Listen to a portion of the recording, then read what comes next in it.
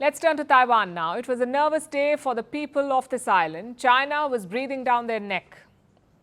We're talking about military drills, or as Beijing is calling it, punishment drills. Punishment for what? Democracy, I guess.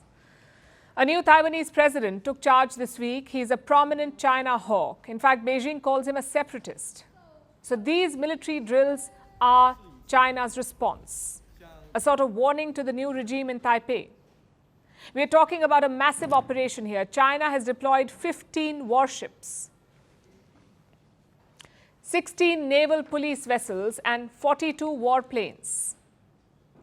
Their defense ministry released a map of this drill. Look at the areas marked in red.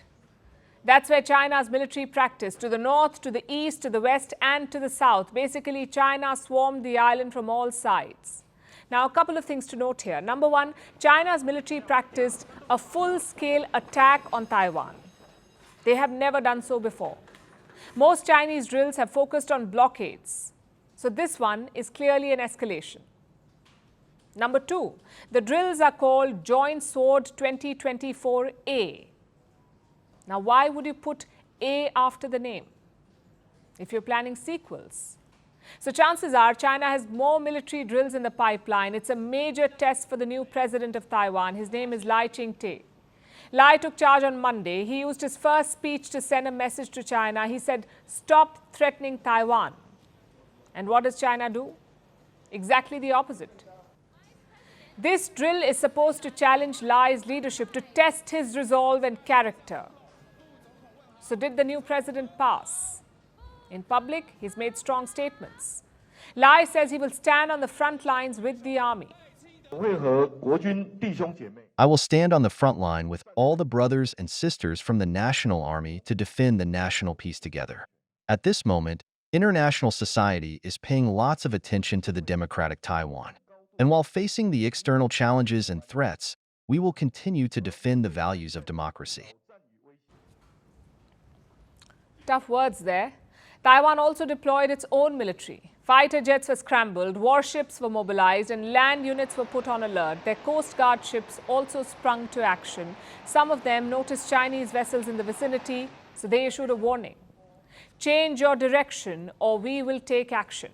中国大陆548军舰，这里是中华民国海巡署宜兰舰广播，你的行动将严重破坏台海区域和平、稳定及安全，有造成事端，增加维安及误判风险，请你立即调整航向，如执意进入我。So Taiwan was ready. And there's a reason for that. Most people expected China to lash out after the inauguration, so this drill was not really a surprise. Just look at Taiwan stock markets. They closed around 0.3% up. No jitters, no attack fears. Having said that, Taiwan must tread carefully because the trajectory is worrying. It all started in 2022. Then US House Speaker Nancy Pelosi visited Taiwan. It was the first visit by a top US official in decades. So what did China do? They staged unprecedented military drills. They practiced blockading Taiwan. Thus, a new normal of military activity was established. Now, cut to 2024. China has taken it one step forward. They're not practicing a blockade, they're practicing an attack. So China is getting bolder and bolder. They went from minor drills to blockades and from blockades to simulated attacks. And that's the worry for Taiwan. It's also a message to their allies, the likes of Japan and the United States. Experts say they do have contingency plans if China invades. Those plans focus on Taiwan's east. It's close to Japan and the Philippines, so eastern Taiwan is a natural supply route. You can get military aid and resources into the island. And China knows this, which is why Beijing staged drills in the east as well. It's their way of telling the US, don't get ideas. This is a powerful punishment for the separatist forces seeking Taiwan independence and a serious warning against interference and provocation by external forces. It is fully in line with international law and practice, and completely justified and necessary. So what happens next? These drills won't change Taiwan's policy. Their people voted for a China hawk, so their choice is quite clear. No reunification. But the military strategies have to be revisited, especially weapons sales. A lot of US arms are flowing to Israel and Ukraine. That could shift the focus from Taiwan. Plus, can you leave these Chinese drills unanswered? If you do, you could embolden Beijing. And if you don't, you will give them an excuse to escalate. Talk about an eventful first week in office for President Lai.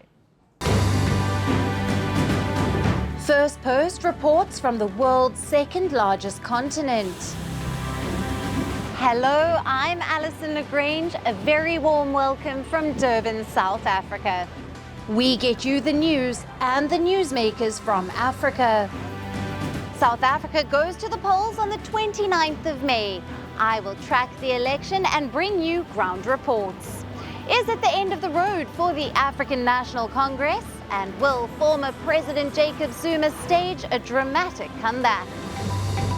From elections to climate change to innovations and opportunities.